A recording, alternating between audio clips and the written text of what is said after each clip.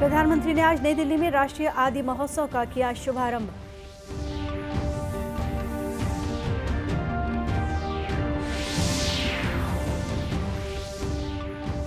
मुख्यमंत्री नगरीय प्रशासन विभाग के गौरव समागम में हुए शामिल। नगरीय क्षेत्रों के विकास के लिए 1000 करोड़ रुपए देने की घोषणा की।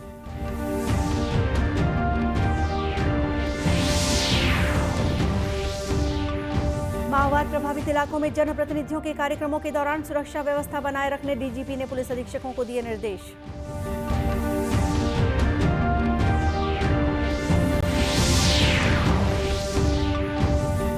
और भारतीय सेना में अग्निवीरों की भर्ती के लिए अधिसूचना जारी। 16 फरवरी से 15 मार्च तक किए जा सकते हैं ऑनलाइन आवेदन।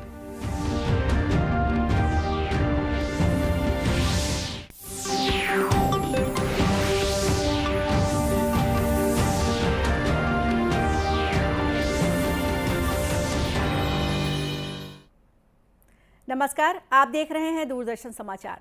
मैं हूं गोपा सान्याल और अब समाचार विस्तार से। प्रधानमंत्री नरेंद्र मोदी ने आज नई दिल्ली के मेजर ध्यानचंद राष्ट्रीय स्टेडियम में विशाल राष्ट्रीय जनजातीय महोत्सव आदि महोत्सव का शुभारंभ किया। 28 राज्यों और केंद्र शासित प्रदेशों से 1000 जनजातीय कलाकार आदि महोत्सव में भाग ले रहे हैं। 17 राज्यों और केंद्र शासित प्रदेशों में 39 वन धन विकास केंद्र भी इस महोत्सव में भाग ले रहे हैं। इस अवसर पर प्रधानमंत्री ने कहा कि आदिवासी समुदाय के हितों के लिए केंद्र सरकार अनेक कल्याणकारी योजनाएं संचालित कर रही है। साथ ही इस समुदाय के बच्चों को उचित शिक्षा देने के लिए भी एकलव्य विद्यालय बनाए जा रहे हैं। ज्यादा एकलव्य स्कूल स्वीकृत हुए हैं। वर्तमान में इनमें 400 से ज्यादा स्कूलों में पढ़ाई शुरू भी हो चुकी है।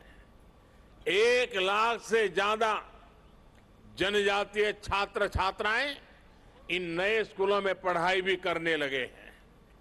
इस साल के बजट में ऐसे स्कूलों में करीब 40,000 से भी ज्यादा शिक्षकों और कर्मचारियों को भर्ती की भी घोषणा की गई है। अनुसूचित जनजाति के युवाओं को मिलने वाली स्कॉलरशिप में भी 2 गुने से ज्यादा की बढ़ोतरी की गई है। इसका लाभ 30 लाख विद्यार्थियों को मिल रहा है। साथियों, आदिवासी युवाओं को भाषा की बाधा के कारण बहुत दिक्कत का सामना करना पड़ता था, लेकिन नई राष्ट्रीय शिक्षा नीति में मातृभाषा में पढ़ाई के विकल्प को भी खोल दिए गए हैं। अब हमारे आदिवासी बच्चे, आदिवासी युवा अपनी भाषा में पढ़ सकेंगे, आगे बढ़ सकेंगे।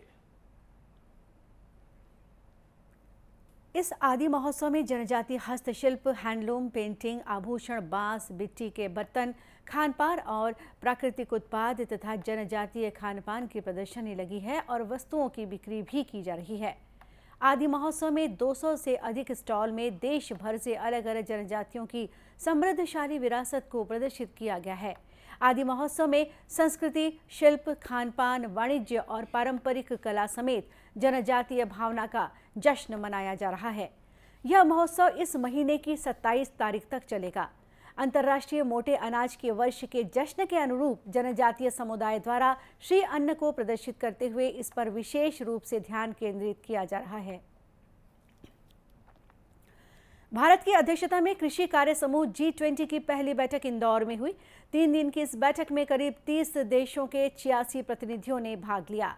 बैठक के दौरान G20 सदस्य देशों ने कृषि पर जलवायु परिवर्तन के असर पर अपने अनुभव साझा किए।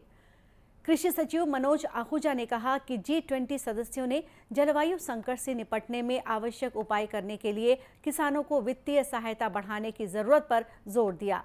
सदस्य देशों ने यह सुझाव भी दिया कि यदि किसान जलवायु अनुकूल कृषि को अपनाते हैं और हरित कृषि को बढ़ावा देते हैं तो उन्हें प्रोत्साहन राशि दी जा सकती है। G20 के प्रतिनिधियों ने 4 विषयों में विचार विमर्श किया। इनमें खाद्य सुरक्षा, पोषण और जलवायु के प्रति स्मार्ट दृष्टिकोण के साथ सतत कृषि, समावेशी कृषि मूल्य श्रृंखला तथा खाद्य प्रणाली और कृषि परिवर्तन के लिए डिजिटलीकरण शामिल हैं। कार्यक्रम का समापन एक वीडियो प्रदर्शन के साथ हुआ। इसमें पिछले 3 दिन के विभिन्न कार्यक्रमों की झलकियां दिखाई गई, जो प्रतिभागियों के लिए भारत की उनकी यात्रा को यादगार बनाने के उद्देश्य से एक संस्मरण के रूप में बनाई गई है। मुख्यमंत्री भूपेश बघेल कल नगरीय प्रशासन और विकास विभाग द्वारा आयोजित गौरव समागम में शामिल हुए। इस अवसर पर उन्होंने कहा कि प्रदेश के नागरिकों को घर बैठे ही अनेक सुविधाएं राज्य सरकार की ओर से उपलब्ध कराई जा रही है। उन्होंने कहा कि रीपा की तर्ज पर सभी नगर निगम और नगर पालिकाओं में अर्बन कॉटेज और सर्विस इंडस्ट्रीज पार्क खोले जाएंगे। उन्होंने रायपुर और भिलाई में सॉफ्टवेयर तथा हार्डवेयर सुविधा सहित बीपीओ खोलने की घोषणा की। मुख्यमंत्री ने कहा कि भिलाई में 20 करोड़ रुपए की लागत से विश्व स्तरीय सेंट्रल लाइब्रेरी कम रीडिंग जोन बनाया जाएगा। साथ ही सुरक्षा व्यवस्था बनाए रखने शहरी इलाकों के बाजारों में सीसीटीवी कैमरे लगाए जाएंगे। मुख्यमंत्री ने सभी नगरीय निकायों को विकास कार्यों के लिए करीब 1000 करोड़ रुपए की राशि देने की घोषणा की। इस अवसर पर मुख्यमंत्री ने विगत 4 वर्षों की विभागीय उपलब्धियों पर आधारित कॉफी टेबल बुकलेट और प्रधानमंत्री आवास योजना के तहत मोर प्रदर्शन मोर सम्मान मार्गदर्शिका का विमोचन भी किया। उन्होंने प्रधानमंत्री आवास योजना खुशियों का आशियाना थीम पर आयोजित प्रतियोगिता में चयनित हितग्राहियों को पुरस्कार भी दिए। प्रदेश भर में भारतीय जनता पार्टी के कार्यकर्ता प्रधानमंत्री आवास योजना का मकान नहीं बन पाने का विरोध कर रहे हैं। वे स्थानीय विधायकों के निवास का घेराव कर अपना विरोध प्रदर्शित कर रहे हैं। इसी कड़ी में दुर्ग जिले में प्रधानमंत्री आवास योजना का मकान नहीं बन पाने के विरोध में भारतीय जनता पार्टी के कार्यकर्ताओं ने विधायक अरुण वोरा के निवास का घेराव किया। उन्होंने विधायक द्वारा दिए गए बयान पर आक्रोश जताते हुए नारेबाजी की। साथ ही विधायक निवास के सामने मटका फोड़कर अपना विरोध जताया। भाजपा के जिला अध्यक्ष जितेंद्र वर्मा ने आरोप लगाया कि मोर आवास मोर मकान योजना में बरती गई अनियमितता को लेकर विधायक निवास का घेराव किया गया। मोर आवास मोर अधिकार के तहत मकान के मांग लेकर के आज अरुण वोरा जी के घर का घेराव किए।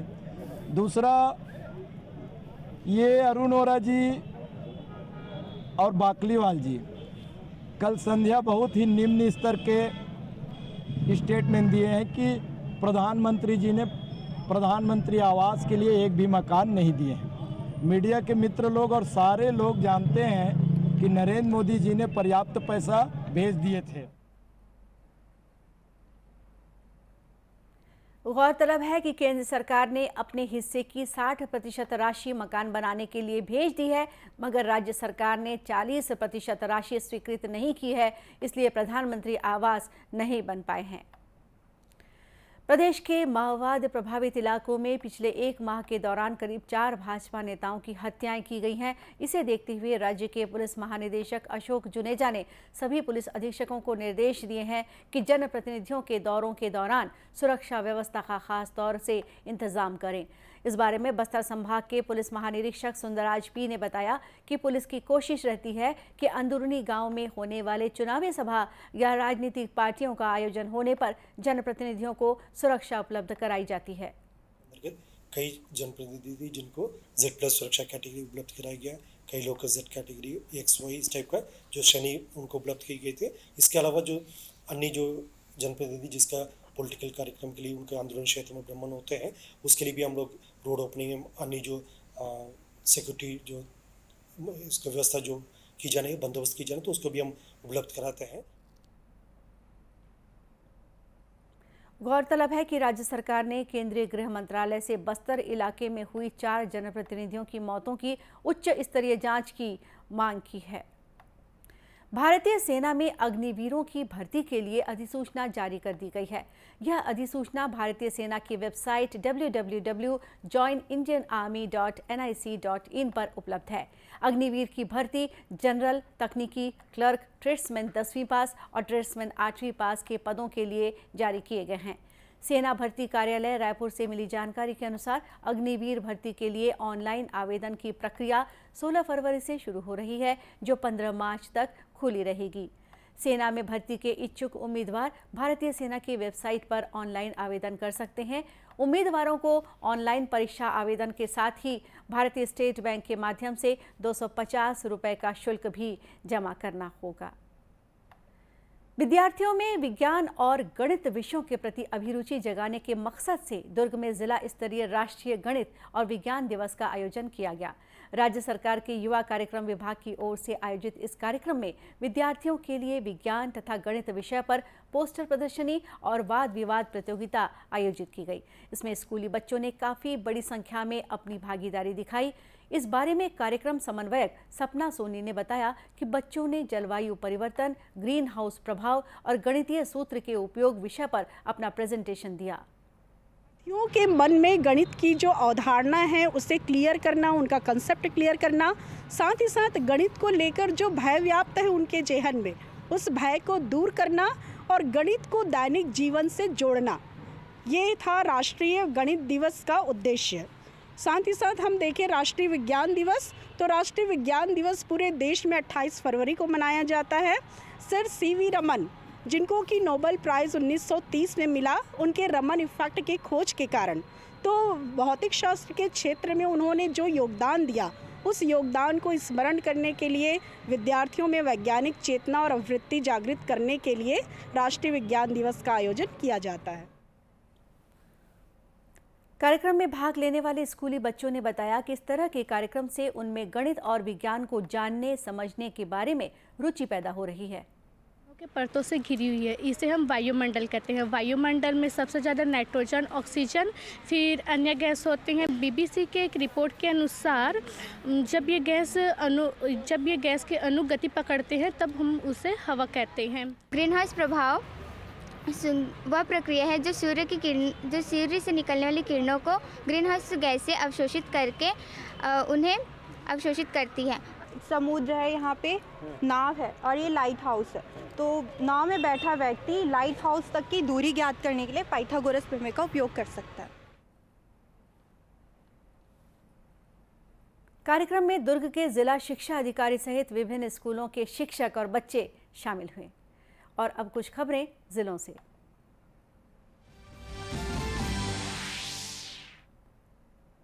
मुख्यमंत्री भूपेश बघेल पीटीएस माना कैंप में आयोजित छत्तीसगढ़ पुलिस राज्य स्तरीय खेलकूद प्रतियोगिता के समापन समारोह में शामिल हुए। इस अवसर पर मुख्यमंत्री ने कहा कि ऐसे आयोजन हमारे जवानों में ऊर्जा का संचार करते हैं। उन्होंने कहा कि पुलिस का काम चुनौतीपूर्ण होता है। खेलकूद से मन और शरीर स्वस्थ रहता है। खेलकूद न सिर्फ हमें स्फूर्तिवान बनाता है बल्कि काम के तनाव से मुक्ति भी दिलाता है। साथ ही इससे अपने लक्ष्य को प्राप्त करने की भावना जागृत होती है। स्वास्थ्य मंत्री टीएस सिंहदेव ने जगदलपुर स्थित जिला आयुर्वेद चिकित्सालय और शहरी प्राथमिक स्वास्थ्य केंद्र का निरीक्षण किया। इस दौरान उन्होंने अस्पताल में ओपीडी में मरीजों के इलाज, खूबचंद बघेल योजना के तहत इलाज, आयुष्मान कार्ड के तहत दिए जा रहे आर्थिक सहयोग के बारे में भी जानकारी ली। स्वास्थ्य मंत्री ने अस्पताल परिसर में चल रहे निर्माण कार्य को निर्धारित समय सीमा में पूर्ण करने के निर्देश दिए। प्रदेश में स्वास्थ्य सेवाओं को मजबूत करने राष्ट्रीय स्वास्थ्य मिशन और इको इंडिया द्वारा 15 और 16 फरवरी को 2 दिवसीय प्रशिक्षण का आयोजन किया जा रहा है। राजधानी रायपुर के एक निजी होटल में इसकी शुरुआत हुई। प्रशिक्षण में क्षमता निर्माण के माध्यम से स्वास्थ्य प्रणाली को मजबूती प्रदान करने स्वास्थ्य विभाग और राष्ट्रीय स्वास्थ्य मिशन के अधिकारियों कर्मचारियों को जानकारी दी जा रही है। स्वास्थ्य विभाग के अधिकारियों ने बताया कि इको के सहयोग से स्वास्थ्य सुविधाओं की पहुंच बढ़ाने में सहायता मिलेगी। छत्तीसगढ़ के प्रयागराज के नाम से प्रसिद्ध त्रिवेणी संगम राज्य में 16 फरवरी से राज्य स्तरीय रामायण प्रतियोगिता का आयोजन किया जा रहा है। रामायण मंडली प्रतियोगिता का समापन 18 फरवरी महाशिवरात्रि को होगा। इस प्रतियोगिता में प्रदेश के सभी जिलों की रामायण मंडलियां अपना कार्यक्रम पेश कर रही हैं। खासकर वियतनाम और श्रीलंका की रामायण टीम भी अपनी प्रस्तुति देंगी। महासमुंद जिले के बरेकेल कला में स्थित शासकीय प्राथमिक शाला और पूर्व माध्यमिक शाला में बाउंड्री वॉल नहीं है। इस स्कूल के पास वाहनों की आवाजाही बनी रहती है। यहां पर पूर्व में भी कई सड़क दुर्घटनाएं हो चुकी हैं। इसे देखते हुए पालकों और ग्रामीणों ने स्कूल प्रबंधन से बाउंड्री वॉल बनाने की मांग की है, मगर अब तक दीवार नहीं बनाई गई। इससे आक्रोशित ग्रामीणों ने स्कूल में ताला लगा दिया। बाद में स्कूल प्रबंधन की समझाइश के बाद ग्रामीणों ने ताला खोला। और अब अंत में मुख्य समाचार एक बार फिर। प्रधानमंत्री ने आज नई दिल्ली में राष्ट्रीय आदि महोत्सव का किया शुभारंभ।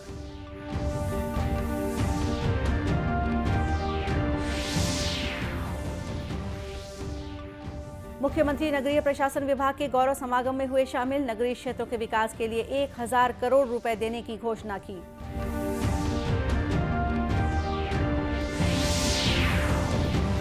माओवाद प्रभावित इलाकों में जनप्रतिनिधियों के कार्यक्रमों के दौरान सुरक्षा व्यवस्था बनाए रखने डीजीपी ने पुलिस अधीक्षकों को दिए निर्देश।